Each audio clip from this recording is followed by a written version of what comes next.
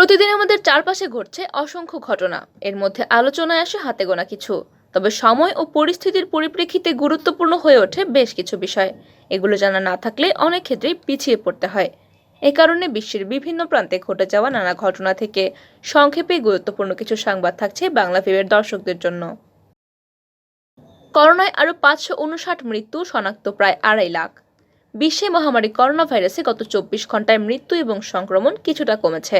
এ সময়ে 559 জনের মৃত্যুর পাশাপাশি সংক্রমিত হয়েছেন 2,38,084 জন। 24 ঘন্টায় করোনা থেকে সুস্থ হয়েছেন 2,14,685 জন। এ নিয়ে মহামারীর শুরু থেকেই বিশ্বজুড়ে মৃতের সংখ্যা বেড়ে দাঁড়িয়েছে 66,97,860 জনে। এ পর্যন্ত ভাইরাসটিতে মোট সংক্রমিত রোগের সংখ্যা বেড়ে দাঁড়িয়েছে 66,51,79,381 জনে। করোনা থেকে সেরে উঠেছেন 63,69,72,309 জন।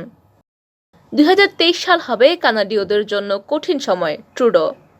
সুদের হার বৃদ্ধি, আকাশচুম্বী মুদ্রাস্ফীতি, জীবনযাত্রার ব্যয় বৃদ্ধি, নাগরিকদের শূন্য ব্যাংক অ্যাকাউন্ট, সব মিলিয়ে কঠিন অবস্থায় কানাডার অর্থনীতি। প্রবাসী বাংলাদেশিরাও এর বাইরে নন। খোদ প্রধানমন্ত্রী জাস্টিন ট্রুডো সতর্ক করে বলেছেন, কানাডীয়দের জন্য 2023 সাল হবে খুব কঠিন সময়।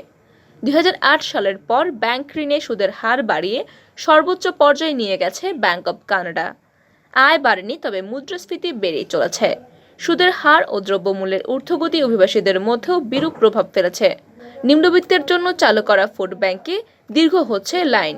নতুন বছর উপলক্ষে আতশবাজি দেখতে গিয়ে প্রাণ হারিয়েছেন 9 জন।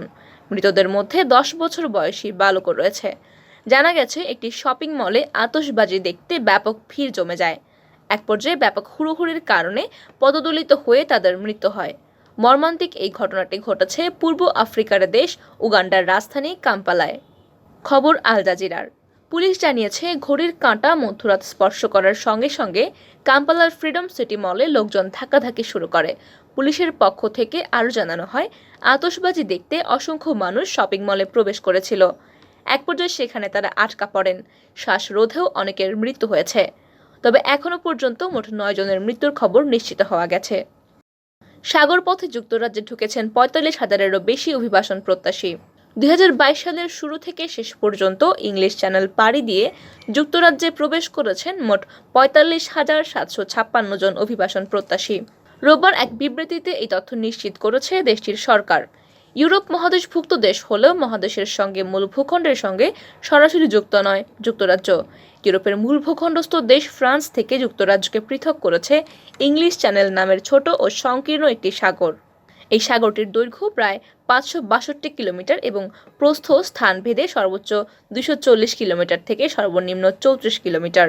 বিশ্বের অন্যান্য সাগরের তুলনায় আকার ও আয়তনে ছোট হলেও যাতায়াতের পথ হিসেবে বেশ বিপজ্জনক ইংলিশ চ্যানেল।